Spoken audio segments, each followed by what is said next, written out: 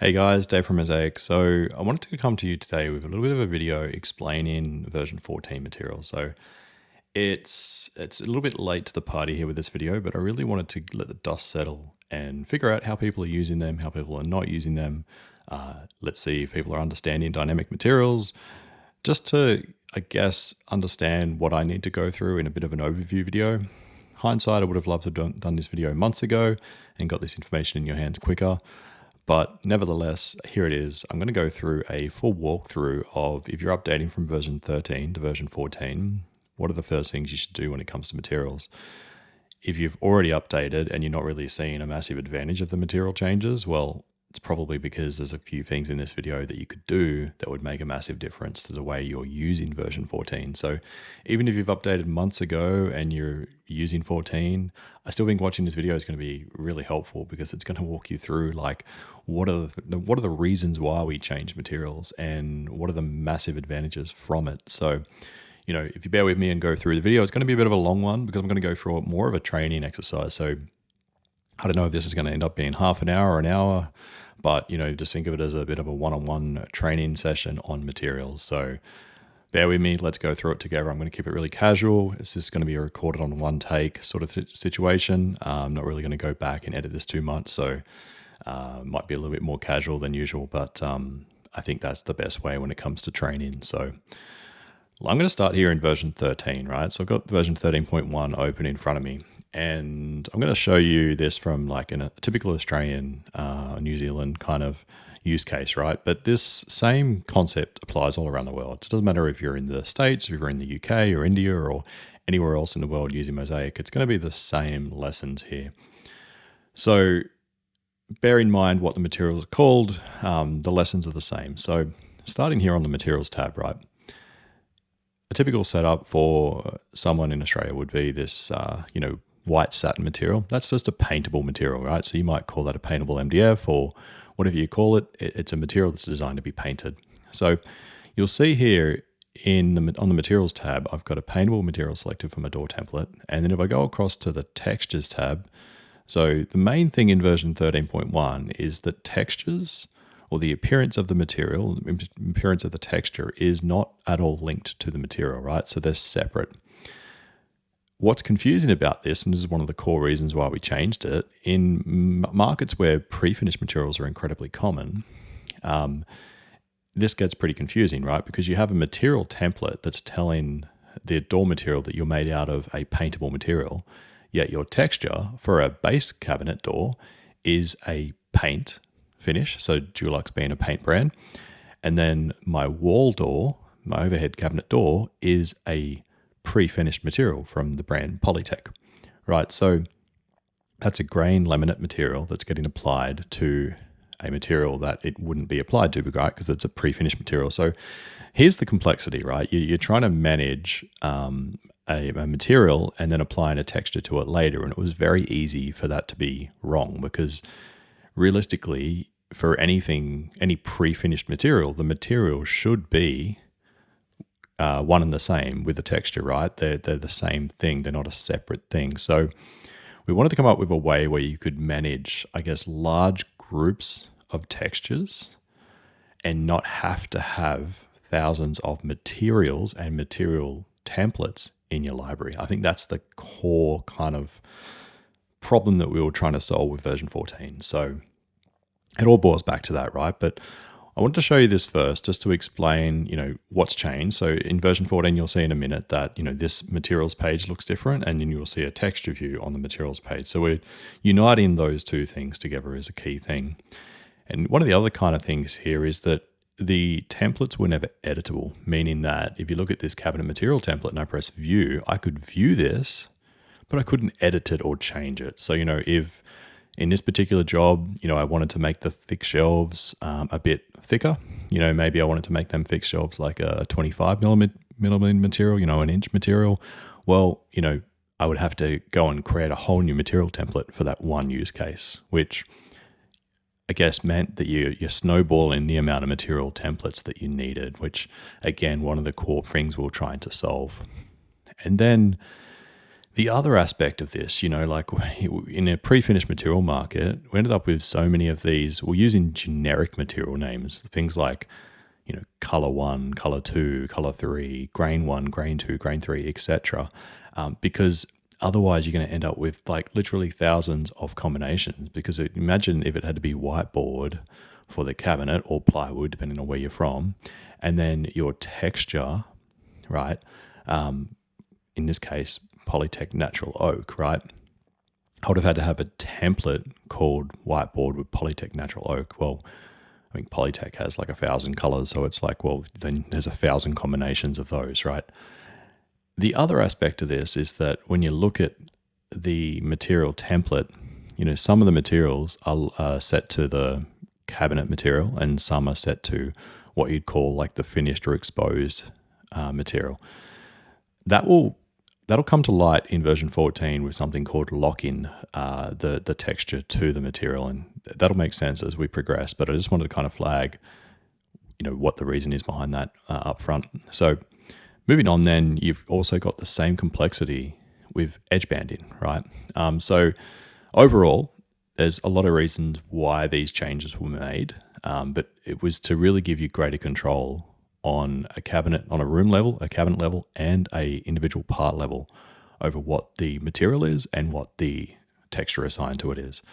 And I think we've achieved that. I think it's just more, there's a lot of education needed, and hence the reason for doing this video and really getting that information to you on like what's the best way to implement this into your business. So what I'm going to do next is go ahead and upgrade this to version 14, and then we'll walk through the rest of this video. So I'm going to hit pause for a moment just so I don't bore you with that part of the video, and then we'll come back to this in version 14. Okay, so with the magic of a cinema, we're back. We've got version 14 now loaded. I'm going to go ahead and open that same sample job, and we'll just talk about the differences in the way the screens look. So we'll go into the settings page here, and then we're going to go across to the material tab and see what's changed. So let's have a look under materials. Obviously looks a fair bit different now, right? So a couple of things, I need to go ahead and choose some door styles, so there's a few little things that look a little bit different. But the main thing here I want to point out in this video, I guess, is just explaining the change now that we've spoken about that earlier in the video, that the selection here is now linked to the texture. So, and one bonus addition in version 14 was being able to then control the base cabinets, the wall cabinets, and the tall cabinets separately. So you could then go through and get them right straight out of the gate. So that way, I could set my base to a paintable material, and then I could set my wall cabinets to a pre-finished material. Now, sure, I could go through and nominate this as a pre-finished material selection based on how my material templates were previously set up.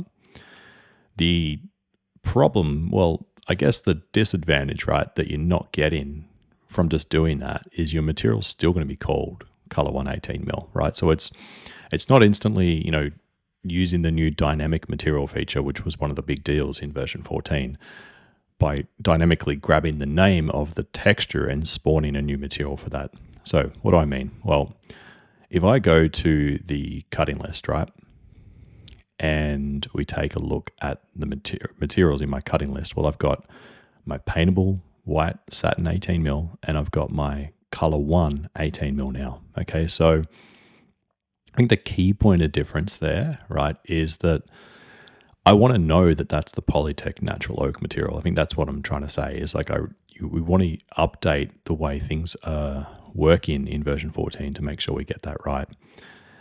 And a couple of other points, like you'll see, you've got the option to edit these now, so we can edit them on the fly. Okay, and then you've got, the ability to expand and control door and wall separately. So common one that's come up in support is people have said, I used to be able to, have a wall and a tall button to flick, wall and base to flick between in my material templates. Now it's actually all part of the one. It's just, expanding that out and controlling base and wall separately. So just something to flag there in one of the subtle changes of version 14. Okay, so let's take a look at the textures now. In contrast to what we saw in 13, the biggest thing is that the door selection for all your cabinets are no longer tied or linked to the material, right? So what we're seeing here is a lot more things coming through that you can control, which is really cool. But and we've done other videos on rendering, so I won't kind of go through too much of that in detail in this video, but you do have control over a lot more kind of ancillary type things now in version 14. But I wanted to keep this one really sort of focused on the materials. So let's take a look in our material library and we'll have a look at like what's changed. Well, visually it's changed because our material properties tab's brand new, all this stuff over here on the right hand side. But otherwise, your materials as you had them in 13 are going to come straight through in 14. Okay, so they're going to look the same, they're going to behave the same. But there are a few like key things that I think you should be changing straight away.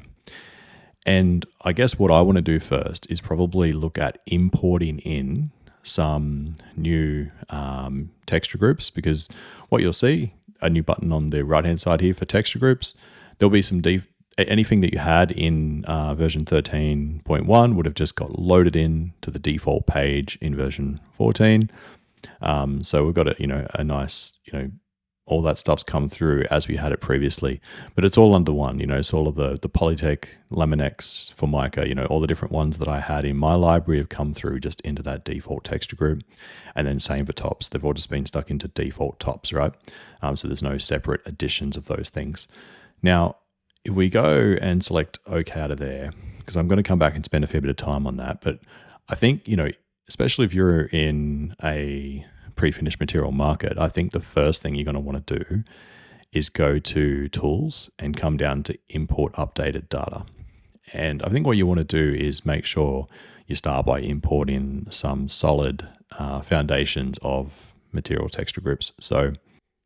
Okay, so with that now fully loaded, what we're going to do is go down to the material textures and we'll take a look. So you do have like individual kind of textures updated for, individual categories here, like countertops, solid colors, and wood that you can go through and you can grab and just import individual items in.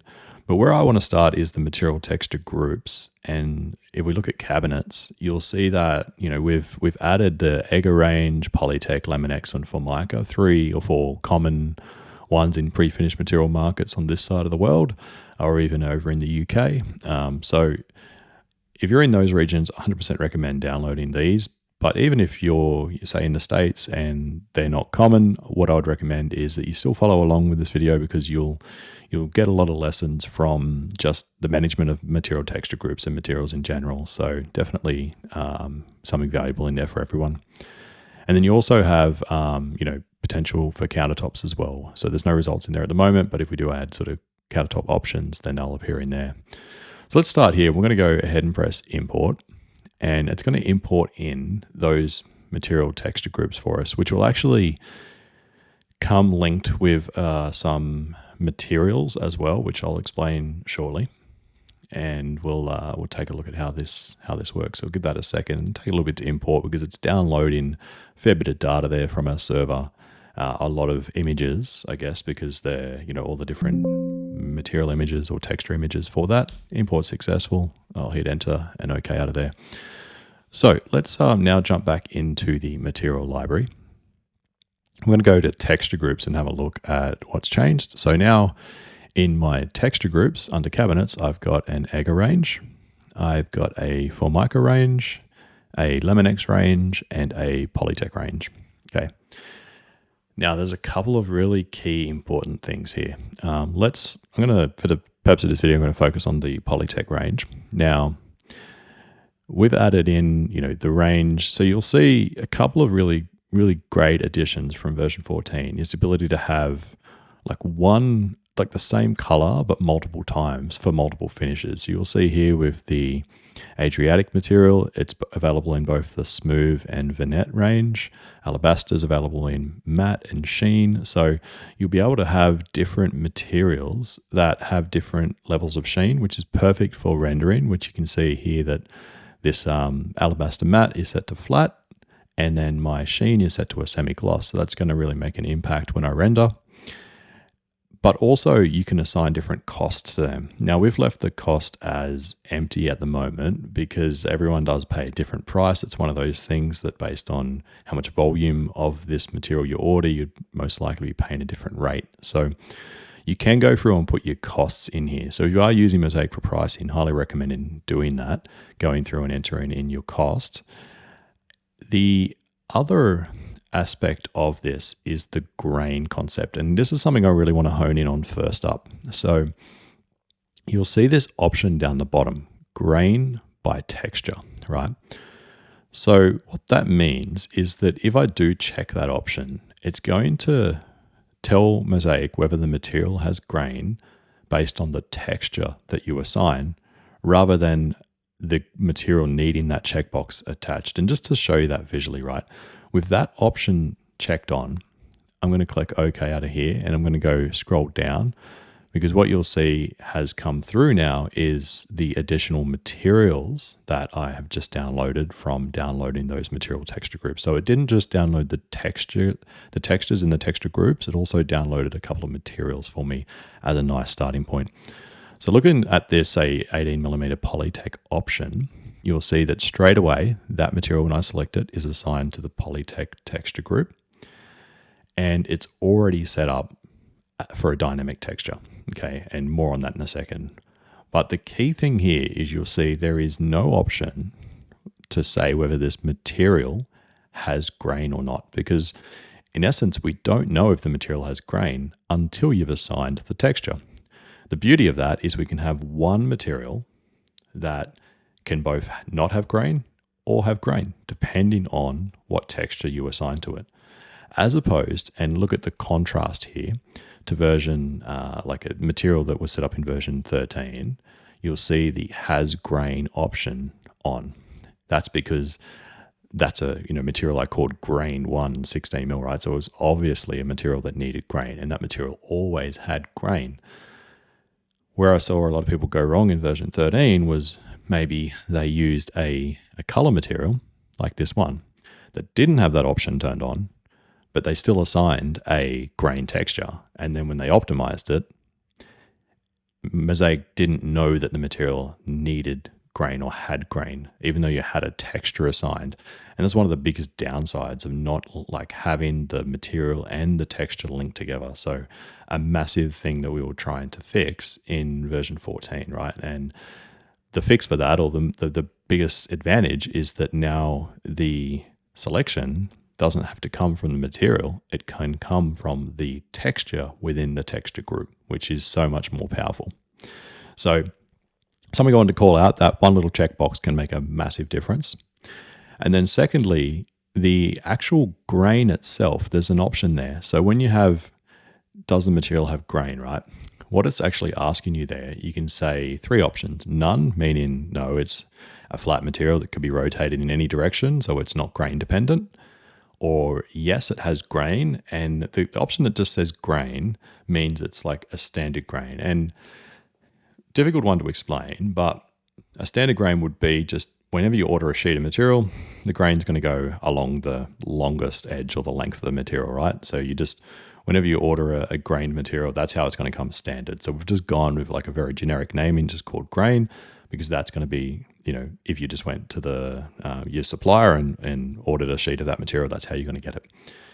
The other option is you can order that material in a cross grain situation, right? Which means that the grain is now running along the short side of the sheet. So that's commonly referred to in many markets as a cross grain sheet of material.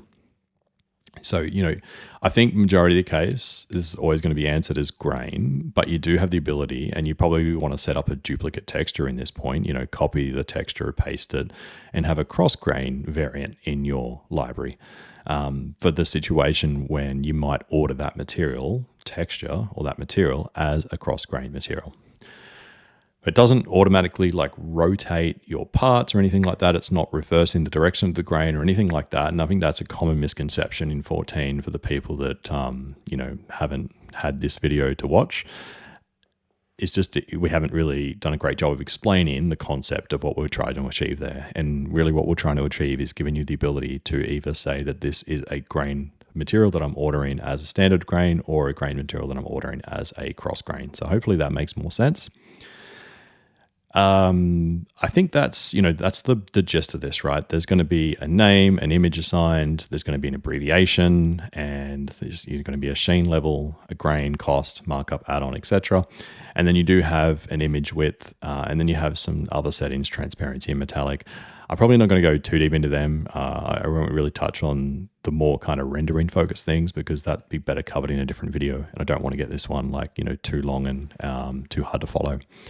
So focusing on the topic at hand, then, what this download has done has given us a really good starting point of a texture group and a texture linked to it, right? So you'll see the key thing, a Formica material is linked to the Formica texture group, a Laminex material is linked to the Laminex texture group. And we've also created a couple of edge options and we've just underscored them, so you could have like a particle board core or a plywood core or a MDF core just for the substrate of the material that's inside the pre-finished material. A couple of things then looking at the material. So the material can have a name. That's what the name's called here. So 18 mil Polytech, right?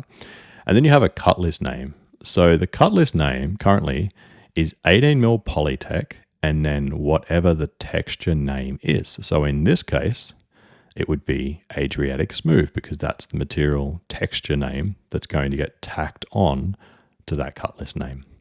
And then the abbreviated name is going to be 18 and then whatever the abbreviation of Adriatic Smooth is. So if we go back into the texture group and I select the Polytech option again, you'll see we've just tried to use like some, basic abbreviations like AD for Adriatic and then SM for smooth, and then AD for Adriatic and then VE for Vignette. So,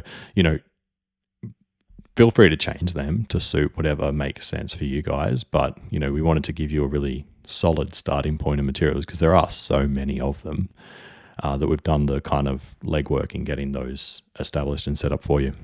So key things is that this material is dynamic. And what I mean by that is, if I was to change the selection to something else, then the name is going to be what that something else is, antique matte, so that's what it's going to come through as.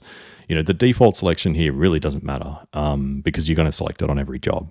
We're expecting it to change, I guess is what I'm saying. A couple of options. You can decide whether the material is two-sided or single-sided. So if it's not two-sided, then you do get an outside option to select. So you got the inside of the material, outside of the material. That way you can select a different material texture for the other side.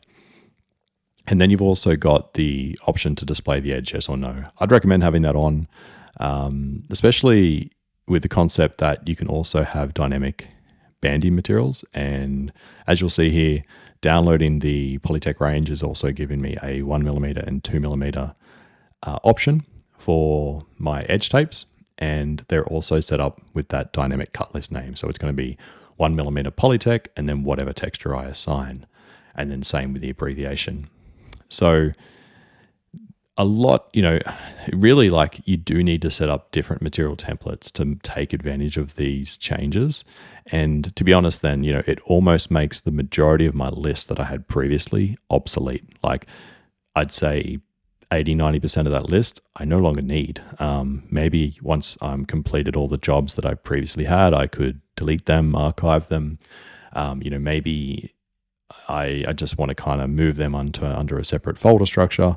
And folder structure is probably a loose word, right? But what you can do is you can add a material header. In this material header, I could just say, something like default materials or, I don't know, version 14 materials, whatever you want to call it. And then, for example, as I move that up, that's creating a collapsible structure. So I might want to move that all the way to the top. I'm going to have to hit the up button, probably about 100 times for my material library. But you'll get the idea and you'll see that sort of slowly progressing through the list of materials here. But the idea being that, what we're doing is we're creating a way of kind of just collapsing that folder structure down. Not needed at all, but if you care about your, I guess, the look and feel of this, you can certainly go through and, move that up to wherever you want. And then it's just going to make this a little bit more usable, but 100% not needed, just more of an OCD thing, I think. So once we've done that, what we're going to look at is maybe just doing another folder name for the new materials, for example. So I'll move that up again, and then we'll move on. Okay, so now that we've got that at the top, I can collapse the entire list. So that's what I was trying to show you there. And then let's say, I'm going to add a new header here. And in this header, I'm just going to call this, I'm just going to call this new materials. Or I could call this maybe dynamic materials. Whatever you want to call it, up to you. And then I'm going to move that up just to above my Ega range there. All right, and then now I can collapse that separately. So you can see here then the advantage, just a little bit of management makes it easier to just see what was new and old. So let's talk next about some of the use of the older materials, right? Now, in Australia and New Zealand, the most common material for making cabinets is 16 millimeter white HMR or whiteboard, white particle board, whatever you want to call it. Whiteboard is, the most common material used here for making cabinets. So I've got a material called white HMR 16 mil that I still want to use. And I don't want the texture to change when I change the texture within a job. But this is a really key thing, and I really want to kind of get this right. So I want to step through and show you the reason for the texture lock button, and why I think one of the first things you should do is go through the materials that don't change or you don't want to change and lock them to a certain texture. And to do that, I'm going to go ahead and just look at a new material template. So we need to go through and create one, right? Because we've got our, all of our existing templates, and this is probably going to be more important on a cabinet. And you'll see in version 13 the reason why, because I had to have all these options that were set in both the inside of the cabinet and the outside of the cabinet, all the interior parts versus the exterior parts. So I'm going to go through now and create a new material template. So I'm going to go to libraries and then material templates. And we're going to start here in the cabinet list, and we're just going to create a brand new one from scratch, right? Actually, I'm going to probably speed it up a little bit by starting from my white HMR. Okay. And let's call this one Polytech 16. I'll call it 18 millimeters. Okay. Now, that's going to be the name of my new material, right? My new material template. Now, what you'll see is that some of the materials, like my top and my bottom, I want that to be the cabinet material. So, it might be plywood for you, it might be whiteboard for you, depending on where you are in the world, whatever your cabinet material is. Obviously, the cabinet material parts, tops, bottoms, finished and unfinished ends, shelves, backs, all those kinds of things, all going to be out of that cabinet material. But then you got things like the finished end and options like the finished back and possibly your frame components, depending on where you're from and how you're using them. Then you're going to have things like your finished exterior, and then you might have options like your finished skin, or again, all of these things are going to vary depending on your particular use case of Mozaik, and maybe even the toe skin, your particular use case of Mozaik and where you're from and how you use this. But, I think the point is there's going to be several materials within this group that you're going to set to a dynamic material, right? Because you want them to change. You want them to change with whatever the scene option is in that job. So I'm going to drop this down, and now I'm going to assign the new 18 mil Polytech option. So you can, if you didn't catch how I did that, I held down the control key on the keyboard and clicked on multiple options and then just dropped the menu down and changed them at once. That's the quickest way. So what you're going to see here now, right, and this is the whole point of the lock materials, right, is that I've got a template called Polytech 18mm, and some of the materials inside the template are set to whiteboard, my cabinet material, and some are set to the dynamic Polytech 18mm material, all right? And I'm going to press OK. And now for the purposes of this, I'm just going to go through and set this to my new material, all right? My new material template, Polytech 18mm, okay? And to make this really obvious, I think what I'm going to do is let's just try and find something, really obvious. Let's see. I'm going to go through and change this to Polytech. I don't think they've really got anything red, but let's just have a look. Something really bright and obvious.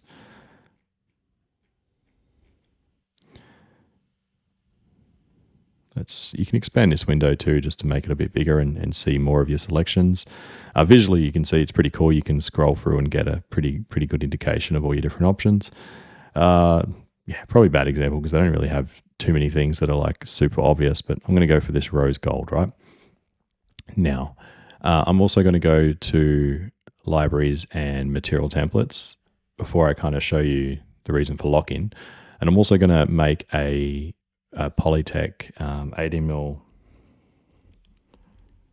Polytech material here, material template here, and I'm going to go through to all of my door components. And you might not do this, right? Your frame might be something else, your door panel might be something else. It really depends on many factors, but just to give you a quick idea, I'm going to set all of them to 18mm Polytech in this particular use case.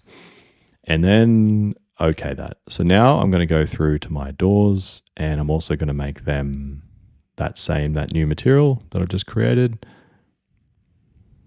It'll be at the top because of the way I named it.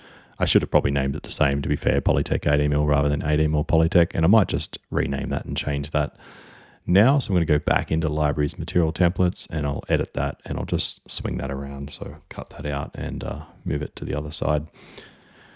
Now, one of the cool things subtly in version 14 that you don't really see is that material template change like that would have used to have broken things in version 13 because in the background, things were linked to the name, but now they're linked to an ID number of the template, and you can rename things without anything breaking. And I think that's a really important call out. Another thing that we were trying to fix there in version 14 is just those subtleties of what we see in help desk every day.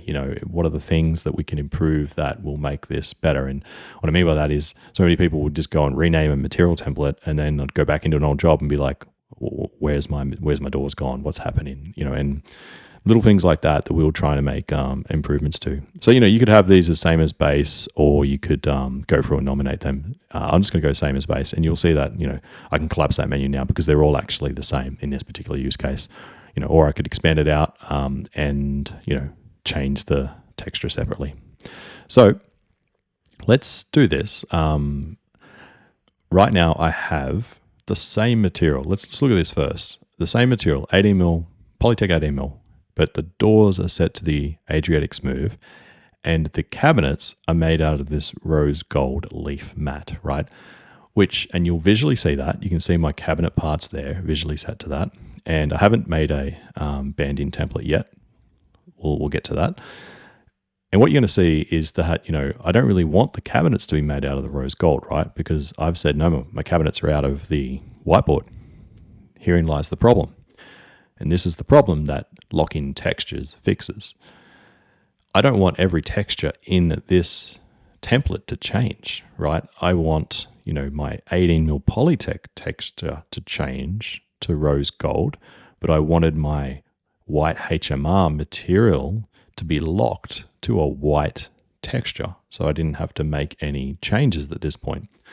So that's the reason for that, right? And I think visually that shows it quite well. And sure, you could say, well, Dave, you could just go and do what we used to do, right? And have a white with Polytech 18mm or white with something else. Well, the whole purpose of this is to have as fewer material templates as possible, right? We want to get that list down as few as we possibly can. And you can do that when you start using the option to lock the textures or lock the materials that don't change or you don't want to change. So let's look at that now. Let's go to libraries and materials. I'll go to our whiteboard, and all I'm going to do here is just say texture locked. So, it's already set to a Polytech white. I want to lock it to that. I don't want it to change. You're probably going to want to go through all of these ones, like your white HMRs, any of the materials that, it might be your plywood material. You just don't want it to change. You always want it to be locked to a plywood, birch finish or whatever, then, go through and do that. So any of these materials where, it is just what it is. You don't want it to change. And then, MDF might be different. Maybe you do want it to come from a dynamic texture. If you're just painting raw MDF, up to you, up to your use case, and then maybe raw board, you probably want to lock it, because maybe it's just used for certain things like building toe kicks or whatever, So up to you. But I think the concept I'm trying to show you here is why would you lock a material? Okay.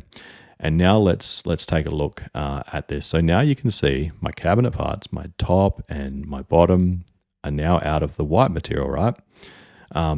The side in this particular use case, that's a finished end. So it's showing me the finished end material, right? Let's go into edit and let's see the difference. So now what we're going to see is this shading of the texture for any of the parts that are locked. So what that means is that the only things that are going to change in this entire group when I change my texture are these light blue colored options, right? They're the ones set to a material that is not locked, okay? So a material that doesn't have the texture locked to it. So the beauty is that you quite easily, in one checkbox in this situation, makes a massive difference, because just that one checkbox means that now I'm going to lock this material to that texture and it's not going to change, which gives you the ability to have a template that is super flexible now. Okay, so now let's take a look at our cutting list. So we're going to go across to our cut list and we're going to look at what's in this job. Now we're looking a lot better, right? We've got an 18mm Polytech rose gold leaf matte material. We've got an 18mm Polytech Adriatic smooth material. And we've got our cabinet material, white HMR.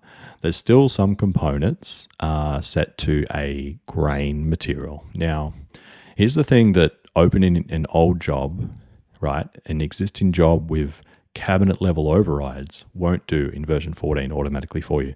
You still need to update them because they're locked. They've been overridden, right? So cabinets 7, 8, 9, and even 6, that one's had an under panel. They've all had an override there, right? So let's go maybe to that elevation. So it's these 3 cabinets here. So I'm going to go to that elevation and I'm going to select, those cabinets and maybe that under panel, and right click here and go override material template / textures. Okay, so what you can see here is that I can go and select the material template that I want it to come from. Maybe I'll leave it on the rose gold. And then, or if they're meant to be a contrasting color, sure, I can go ahead and pick that there as well. So I could go through, let's just, maybe set this to something else. I'll just pick something random here. Let's go blonde oak wood matte. And then you can actually type in these as well, which makes it, super easy to find the same thing. Now, once you've updated that, there we go. Batten oak, sorry, I selected the wrong one. Let me do that again. Blonde oak wood matte. Let's see here. There it is. And okay that. Cool. Now, because my texture is locked by overriding that material template, the beautiful thing is I haven't changed anything that's not meant to be a scene or exposed material. My cabinet material, even though I overrid that material to something called Polytech 18mm, the important thing to understand in this scenario is that Polytech 18mm is only assigning the external colors. And you can override this on the fly, which is something I absolutely love, right? And I'm gonna explain that. Actually, I might even just show you that now, right? You can do this both on an individual cabinet or on a room sort of job level, right? really cool thing. Let's say, our adjustable shelves or our fixed shelves, for whatever reason, in this particular cabinet, need to be set to a thicker material. Maybe they're a wide spanning cabinet and you want to use something thicker. Probably going to be common in a tall cabinet, right? But nevertheless, obviously my cabinet there needs adjusting in height. But I'm going to show you this just at the room level first of all, and then show you on an individual cabinet. Actually, I'll do it the other way around. I'll show you an individual cabinet first. I'm going to right click and override this one. And what I'm going to do is go to the cabinet material template, press edit. And the beautiful thing is that you can edit this on the fly. So now I can go to my adjustable shelf and I can drop this menu down and go, you know what? I want to make that adjustable shelf out of my, let's say, 25 millimeter white HMR material. Okay again. Bang, straight away, material's updated to the inch thick 25 millimeter material. Now, if that was a change I wanted to make for the entire job, as you can see, I don't need to make a new material template anymore. One of the biggest advantages of 14, you can manage this within the project without creating a whole new material template for that one scenario. So then coming into the cabinet edit option here, I can go to edit and I can change this for this room individually, right? So I can go down and go my adjustable shelves. You know what? I want to be 25 mil. Done. Entire job's updated. So, I think what I'm trying to show you there is that very quickly you can edit cabinets on the fly. So you'll see there those ones that have been changed. And let's just take a look at that. By the way, you can expand this out too as well. So you can have the others being the same as base, or or not, depending on what your options are. So however you wanted to manage this, as I touched on already. So the next part of this, if we go back to cut list, let's just take a look. So we've got rid of that grain material, right? Because I've overridden the other one and I created the blonde oak. So all of those materials now have been updated. So just to call out, if you're opening an existing job and you're trying to finish a job that you drew in 13.1 in version 14, anything that was overridden in 13.1, you're still going to need to go through and just override again in version 14. So one of the key call outs there. All right, so we've touched on in the settings, we've touched on how to lock a material, how to edit, and how to make use of that editing function. The next thing I want to go through is banding, and we want to do the same thing, right? We want to go into the libraries, material templates, and we want to go into banding. And we've got a few different options here. Obviously, you've got like a bunch of different selections. Now, you may also want, and you will need to, I'd say, go into libraries and materials and go to your banding and make sure if there's something that's supposed to be white, you lock it to white. If there's something that's supposed to be black, lock it to black. With any of the dynamic ones, I'd say you pretty much no longer need anything that you were using that was trying to cover the scenario that a dynamic material is perfectly covering now. So I could really get rid of my grain options. I could get rid of my color options. Keep in mind, deleting a material is something that's going to affect existing jobs, so I wouldn't recommend as gung-ho coming in here and deleting them. I would make the transition to 14, set up your new materials the way I'm describing, take advantage of the dynamic materials. Once you've had enough jobs roll through that system, for a historical purpose, you may want to keep the existing ones, but just because if you do open an old job, obviously, you want that to still exist. But if you're not worried about that, or if you don't think that's going to be an issue in your use case, then sure, remove them and clean it up and make it a bit tidier. Coming down, then I've got my, dynamic materials set up. So if you haven't downloaded one of our, ranges, then you will need to set one up. And just to make sure I'm super clear on where it gets that name from, it is by putting the word texture inside those curly brackets, right? So by doing that, that's what's going to, and you hover over that field, you'll see a little pop-up up here that will show you, like, you can add texture or text ABBR, to pull that generated name through. So just wanted to call it out and make sure that was super clear. Right, so then let's go into libraries and material templates, and we're going to go into banding, and I'm just going to create let's say, a new one, and ideally what we're trying to do is we're trying to replace this situation, right? But potentially we're actually trying to replace this situation where you might have had one particular banding type nominated to something that was seen, and then the other ones, maybe you want to fix them to something.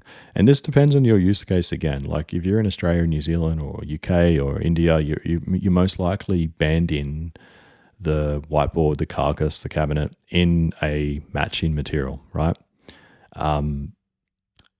If you're in the US, maybe you're doing something different, right? So you might not even be edging them, or maybe you've got exposed plywood edges if you're in the UK. Like it just depends on where you are and how you're going to use these things. But what I will say, I'm just going to create a new one, and I'm going to call this Polytech 1mm, because that's the thickness of the edge tape that I'm going to assign. And I'm going to go through and make sure I assign that particular edge tape, which should be down here. And this is the whole reason. There's so many in here now that it's so difficult to find them, but I want to minimize this, right? And as you can see, then anything that's set to my PVC white material is locked, so it's not going to change, which is awesome. And then anything that is set to the dynamic edge tape material is going to change with the texture. So that's the entire thing I'm trying to show you there. And 5 and 6 are new. They didn't exist in version 13.1 or prior. So they're brand new in version 14, which means that you've got now 2 additional ones. Just to really touch on material, edge tapes, I guess I should say. I'm going to go to libraries and click on Edgeband assignments. The assignment comes from this, right? Like whatever template you're using and whatever number you've assigned. And to see a really basic explanation of this. This is opened up on my other screen, so I'm just going to drag this over here. I think this image probably shows the best explanation of it. It's a cabinet where it's showing, maybe the front edge of the cabinet is assigned as number 1. Maybe the internal edges, like adjustable shelves, maybe the back rail there is assigned to number 2. And because you might do just the front edge in like something that matches, right? Matches the doors. Or you might do it out of the same as the rest of the edges, kind of up to you. And then you have a banding 3, which is typically set up to be for the drawer fronts and the doors. And you have a banding 4, which would typically be assigned to the drawer boxes. And now you have a banding 5 and 6, which, you can get creative depending on how you want to use them, right? So I think that's just a call out, is it depends on how you set this up and then what you want it to be. So you might have a situation here where you can control this like maybe 2 different ways now, I guess. You could control it via having, like if you wanted an option where you're going to have edges that are matching the doors, well, you could do that here by creating let's just say a new template called matching face edges or something like that, whatever you want to call it. And then, you would go through like the base and the options. Instead of like number 1, you might go through and set that to number 3. Okay, so it's going to pull up number 3 in the scenario. And then you don't need another material template, I guess is what I'm trying to say there. So you can go through and, you can go through and change this dynamically throughout. Obviously, I'm not going to go through every single option and show you that now, but I think just the call out is, you could manage it that way. Certainly, you could have 2 different templates, and then based on whatever template you use for that room or that cabinet will be how the edges get done. The alternative option is, I guess, making multiple material templates to manage that. Is another way you could do it too. So you should see this now. I've got my Polytech texture, but also version 14, massive advantage. You don't need to create a new material template every time that situation arises. I could also manage it by saying, you know what, in this case, everything that's number 1, which I assume would be my front edges, I could go through and assign to my Polytech 1mm edge tape. So it really gives you two ways to manage this, right? Is as long as you know what your edge banding assignments are doing, you could change this on the fly to achieve the outcome you want, to have that matching edge tape, or, assign something else. Maybe it needs to be a black edge. Maybe you just, it's a dark material and you just want to assign a different material finish to this. So, I might want to come through and say, I want my 1 mil black.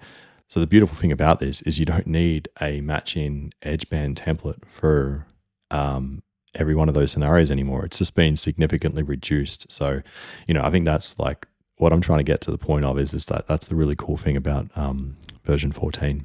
So I'll leave it on black for this scenario, and just to show you, so if we look in here, we're going to have the front of my cabinet edged in black.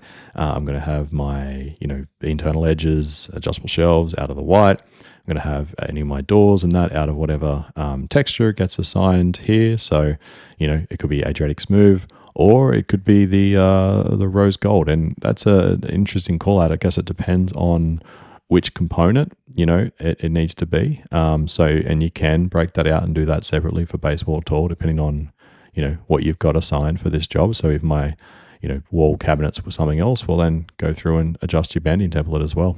So overall, it's just made the whole thing a lot more manageable. And then when you go through and you do your pricing report, well, then you're going to get a more accurate estimation of that, right? Because it's going to, with your banding, it's going to break that down properly between, well, what was actually set to 1 mil smooth, what was set to black, what's still on grain that hasn't been overridden, what's on 1 mil white. That's going to be a lot more useful now with the dynamic materials for sure. So a couple of call outs there. Let me have a look at my list and see what else I want to cover here. Okay, so I think an important thing to do would be to update your room settings, right? Because you've got these templates that obviously going to assign like, grain board, color board 18 mil, right? And if I go, you set it to color board 18, well, that's using pre-version 14 setup, right? Which is no longer really going to be relevant. So what I'd probably do is say you want to make some new ones for the dynamic materials, right? So I'm going to go through and, you can do this by like starting a new job would probably be the healthiest, best option here, right? So, I mean, if I go just file new and let's just say I won't worry about saving that. And I'm just going to call this V14 materials. And I'm going to go to settings. And let's just start with, say, colorboard 18 as a base. And then let's go into my materials. And let's set this to Polytech 18 mil. And I'm going to leave it all on the same. That's fine. For my drawers, I'm going to leave them as whiteboard. That's perfectly fine. Happy with that. My material template's also going to be Polytech. And my banding template is going to be Polytech. So what I'm going to do now is, of course you can go through and you can change the other things in this, like drawer front handles and door handles and whatever else needs to change. But I think the concept here is like, let's just get the materials right. And then you can also go through and, select your textures for the rest of the things, like at the moment, these are all set to stainless, right? You could, maybe you want them to set to be something else to begin with, like, a gold finish or a brass finish or something like that, depending on what you've got available in your library. And just to call out on that too, is that you can download these things, from the import updated data too. So I'm going to go into tools, import updated data, and I go into graphics textures and graphics.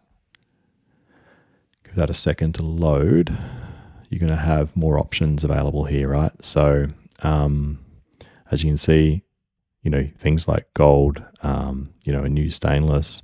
There's quite a lot there, and sure, you can select all and pull them in if you want, but there are ones that are set up to be metals as well, like rose gold metal, brass metal, bronze metal, champagne metal, chrome, porcelain. Like there's probably a bunch of these different options that would be fantastic to bring through, clear glass, frosted glass, mirror, plastic, fluted glass, like, all these different options. Like 100% recommend, just if you have the space for it, if you're not concerned, pull them in, select them all. And then when you do go to import, this is going to be something that you're going to spend a little bit of time on, because you do, for anything that I guess, was already there. And this is the danger, like it's showing you, hey, these ones were already there. What do you want to do? Do you want to check them to import and override the current settings, or you're just happy to leave them? I'm just going to go import. I'm not going to worry about overriding the ones that were already there.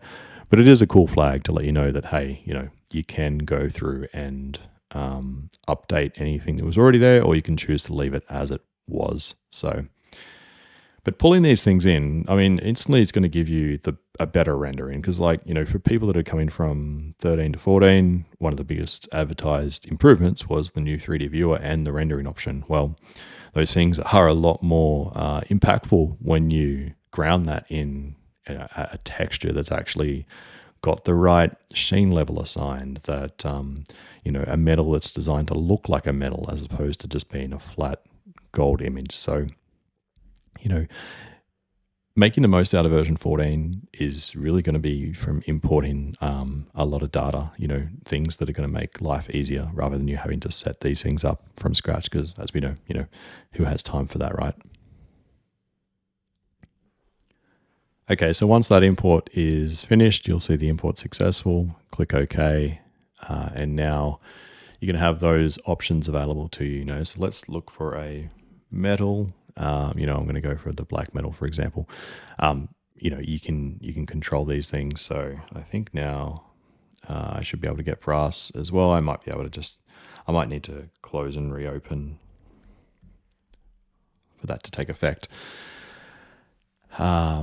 Nevertheless, we're in setup textures as well under graphic. Now you're going to see these new options as well. So, it's going to pull through kind of everything that you had previously. This is where you can also create new material textures. I probably won't dive too much into that aspect of materials, but if you want me to do like a deep dive into kind of like managing textures and that aspect of rendering, let me know and I can come back to that for sure. Interested in not making this one too long. So your template, right? Now that we've gone through and created the new materials, that's probably the key thing that I was trying to achieve there, and just showing you that you can obviously go through and change the other things if they need to be changed.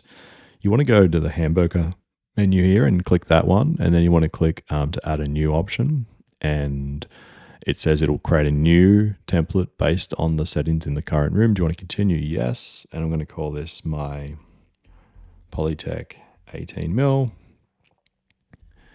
And okay that. And that one's going to be my new default, right? So I'm going to check default, meaning that when I start a new job, I want it to default to that option now. And then, you might want to consider removing any of the previous ones that you no longer need access to, just to keep that list nice and short. But just to show you this now, if I go new again, save changes, give this a random name, and then I'm going to go to my settings, and you'll see Polytech 18mm being defaulted, and then my defaults are all good to go. So I think the whole purpose of this thing, right, is you want to do the groundwork. You want to spend the hour, when updating, to go through and, create a couple of new material templates, linked to new texture group options, dynamic materials, so you can take advantage of this stuff in 14. Because, I think what we're trying to show is that our cut lists are going to be, much better, not just a generic material name. You're going to get the actual material name that's going to flow right through to your optimizer, to your labels. Like, just to give you a good example here, let's go, and there's a couple of ways you can do this. You can right click and you can go override material templates, and I could go just and change the door here to something else, which I will do. I'll just pick something random. And then another way is you could open up the cabinet editor. You could go into the info tab, and you could come down to doors. And in this one here, you could go override, and then, you could pick sorry, I'm on the wrong thing altogether. I should go to the material page, but you can override your door style there as well, but no need to. You could leave your door style the same and then just update to something else. So I'll pick something else. And then let's do, one more different way again. Let's go into this cabinet and let's go to the parts list and let's go to the left door and we'll go to edit. And on the left door, you'll see here that your door is set to that material, but my texture, I'm going to go to the, let's say, European walnut, and you can see that you can control doors individually as well. So looking at the elevation view here in version 14, you do have this awesome new option here under filled with color, which is giving you like the shaded view of that. So we're seeing, you know, that we've got a combination of different options. So when I go to cut list now, I'm going to get my cut list breakdown of those various options. So my Adriatic Smooth for the 3 doors that were that, my oak, my white Ravine and my Blossom White Ravine, and then the European Walnut Matte. So just so much quicker and easier having it spawn a new material for every single texture that I nominate, because that to me is like the beauty of this, right? Now, where do you not want it to do that, I guess, is the next question, right? Let's say I have a bunch of overhead cabinets. I'll just put a few in this job, right? And all I'm going to do there is, let's say these ones, maybe I want a painted material. So if we go to libraries and materials, and let's say we want to create a material that's going to be for our painted material, right? Maybe we already have one in there, as I shown earlier. Like we could say in our case in Australia, we're probably going to use the white satin 18mm material. The question is, like, do you want that to be dynamic? You probably don't want it to be locked because you want it to change. But for a painted material, you probably don't want it to be dynamic either. When you think about it, a dynamic material is going to change the name, right? Do you want the color in the name? Potentially you do, but you probably don't want them to nest separately, because think about this from an optimization perspective. You might have 3 different colors, but you all want them to nest on that same 18mm white satin material, right? So just wanted to explain that concept, because it really comes down to a use case and think about how you want to use this, right? We could go, in this case, to our overhead cabinet doors, and we could pick a different material. Sorry, I pressed the wrong option there. I could pick a different material. I could come down here and say, let's make these my 18mm white satin, and then, they're going to pick whatever color I want them to be. And then you have different texture groups as well. Like, you might want to bring through create a painted group with all your paint colors in it to make them easier to find. I think a lot of my, paints are in this option here under Dulux. So I'm going to say Dulux White Duck Half, for example. Okay. And if I go to the back to the products tab and I look at this, they're all set to that. But what if, I have different options, right? So I'm going to override, let's say, this one, and I'll go to the, door, and I'll leave that on the same. I don't need to override that, but I do want to override the finish, right? So I'm going to go say, let's set this one to something else. Okay, so this is where it gets a little bit tricky, because my group, right, is set to Polytext. So I do want to go through and update this by going to the white satin option. Okay, definitely want to do that. And then what you're going to do when you go to texture is you're going to see that your group, you've set it to a material that is not locked to a group, meaning that then you can change the group to whatever it needs to be. So for paints, you might want to have your like paintable material not locked to a texture group. So just to be uber clear on that, I'll show you that in the Dulux library. In the material library. Let's just set this to a obviously different color, right? And we're going to go to libraries and materials. I'm going to take a look at that white satin material again. So this is my paintable material, and I have it on all textures. So I'm not locking it to one particular group. What that means, when I select that material, and I'll do it again, if I select that material, and it depends on whether you go right click override or you come into the info tab and materials and you do it here, same deal.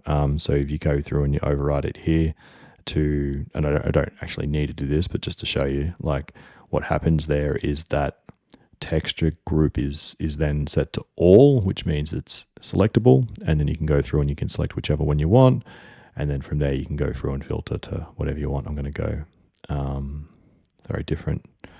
different option again. Let's just reset that and pick a new one. I'm just going to pick something else, even though it's a Formica color. I mean, like the whole idea here is like you can pick whatever tone and look you want. You could go with just generic names, but ideally you'd probably want to set up like, one for each different type, right? And then I won't bother about changing the last one there, but you get the idea. And then when we go to cut list, right, we've still got our Polytech dynamic materials, but all of those doors, all of those cabinet doors are coming from white satin 18 because I want to nest them together. I don't want to nest them separately. That's just something really important to call out. Maybe you want to show the texture, so maybe if we go into File, Print, and Print Labels, and we go into the pencil edit option here, kind of digress in a little bit, but this is probably pretty important. You might want to show the texture. Okay, so in your variables, and we have a look under. Let's see, there's a couple of different options there. You can definitely show your texture name only. You could show the texture. You could show the abbreviation. So depending on which one you want, and let's just edit this slightly. I'm going to pull this one across. I'll show you that, and let's grab this abbreviated name. Of course, I'd probably set this up with a word in front of it and that kind of thing, but I just want to kind of show you a quick preview of this difference. Let's go to optimize here. Let's take all of those through, which will open up our optimizer, and we'll take a look at that label. So it's opened up on my other screen. I'll just bring this across. Obviously I can go through and optimize these individually.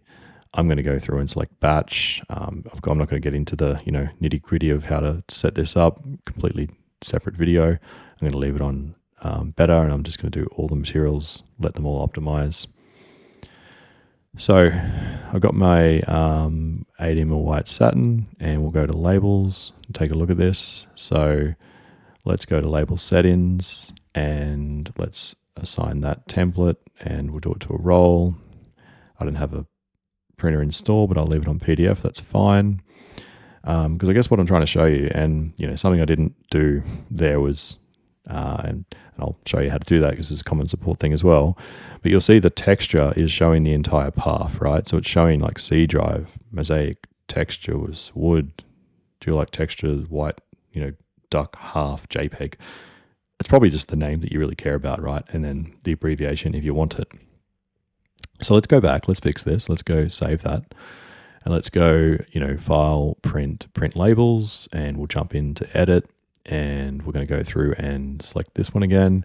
So how to fix it, right click on this, Edgeband, the first option. So Edit Text Alignment Rotation, Fit to Bounds is your best friend there. It's going to fit it to the space. So we'll do that on both. Ideally, I'm probably just going to replace this one with this one. I just want the name, but I just want to kind of show you the differences, I guess.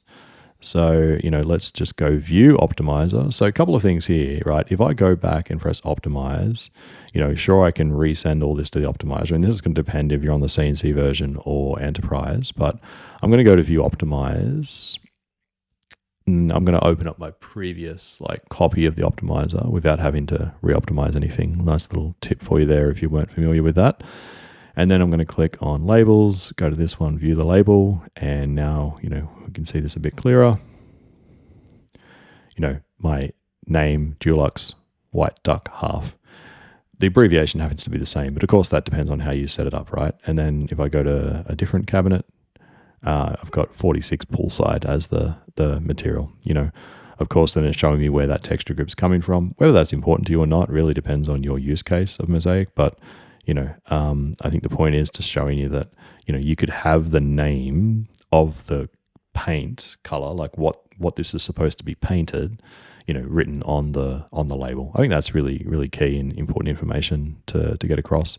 Of course, all of these ones, because they're dynamic materials, even though they all came from the material that was called 18mm Polytech or Polytech 18mm, they've all been updated automatically and separated into separate materials. So I didn't need to create 5 materials to nest these 5 doors separately, 5 groups of doors separately. And that's an amazing thing. I think that's what's like just, super clear. And then when you're looking at like, say you're printing out this pattern, well, it's going to have the material name, exactly as you want it. When you go to the labels for these things, right? Same deal. You could have the texture shown there. Your material name will also cover it because, your material name, 18mm Polytech Blossom White Ravine, is going to show you that pretty well. And then you've also got your whiteboard, of course, which will also do the same thing.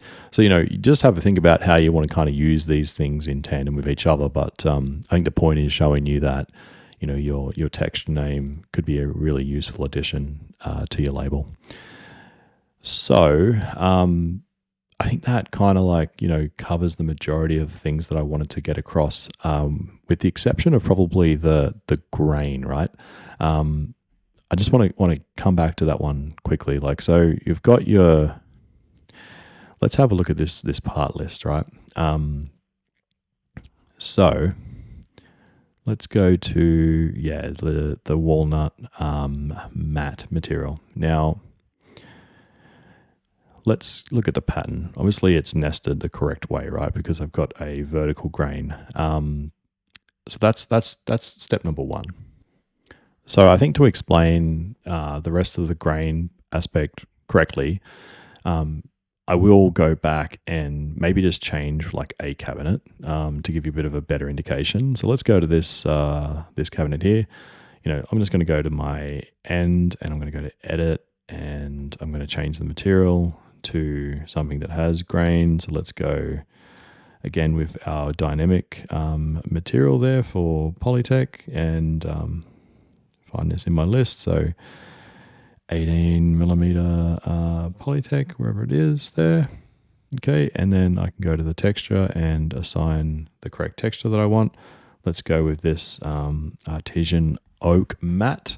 And I can guarantee in the list that it will be set up to have grain, but just to be doubly sure, let's go to libraries and materials and we'll go to our texture groups and we'll go to Polytech and we'll go to our artesian oak matte.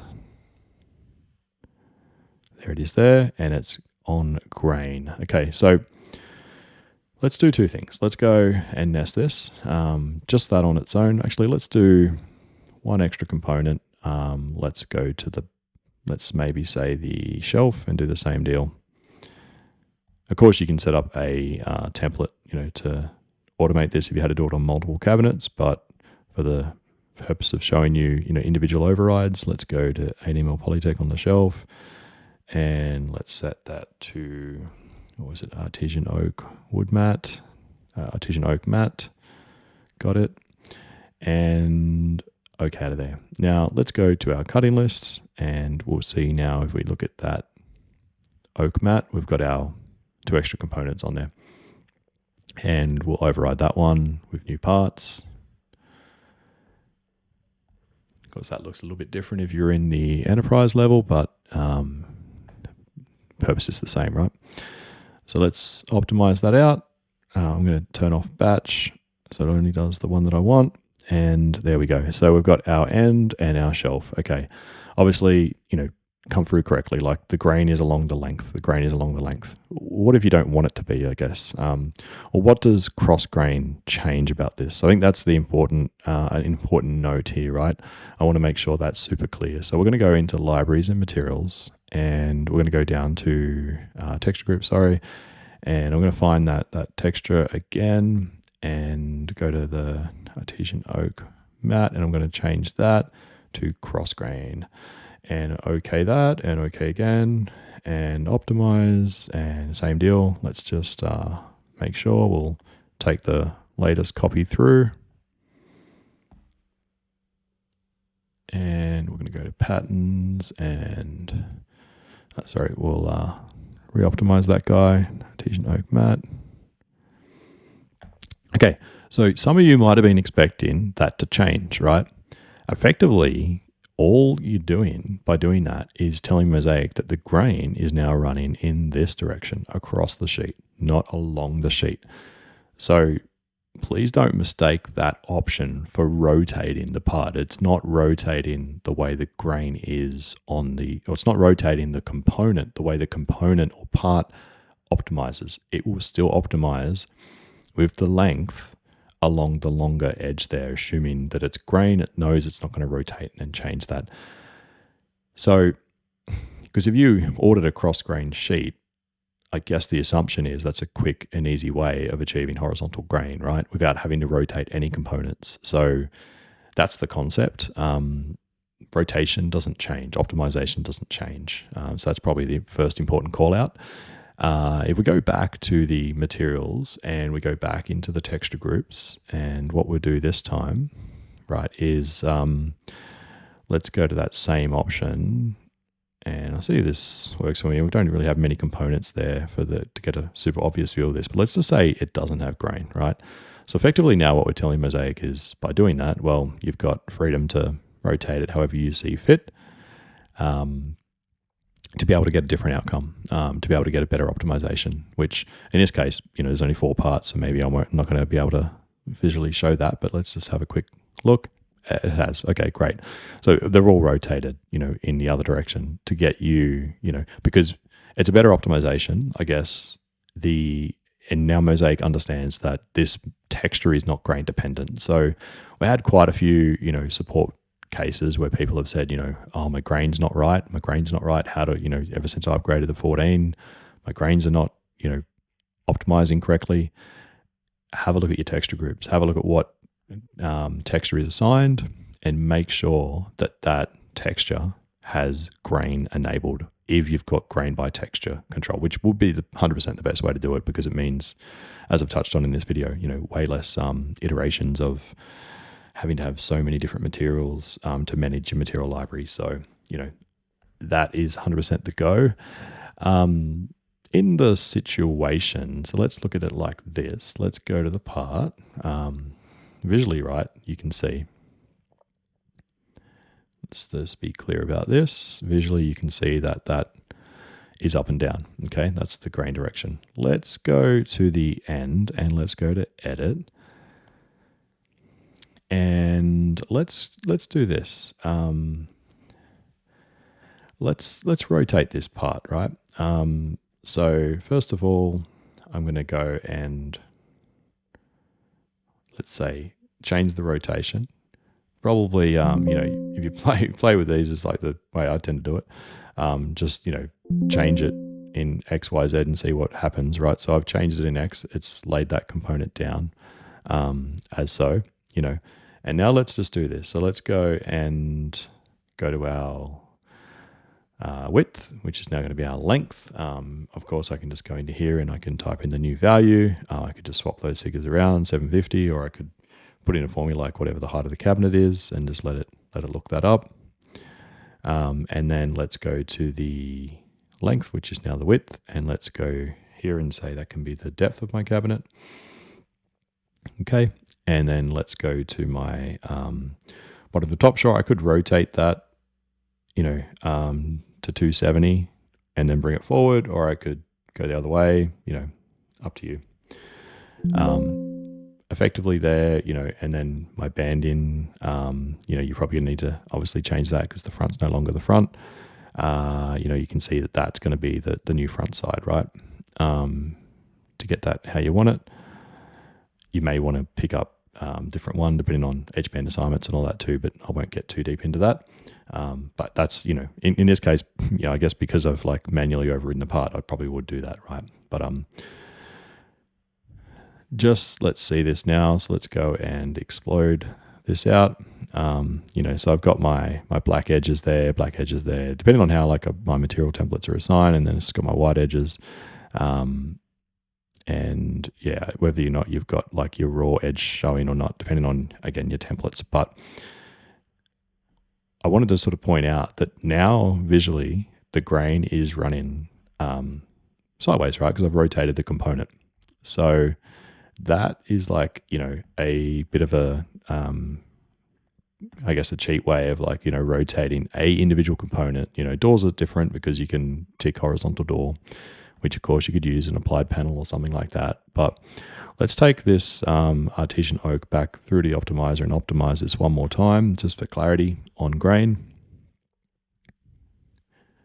And bring that across. And let's go to optimize, and we'll optimize this again.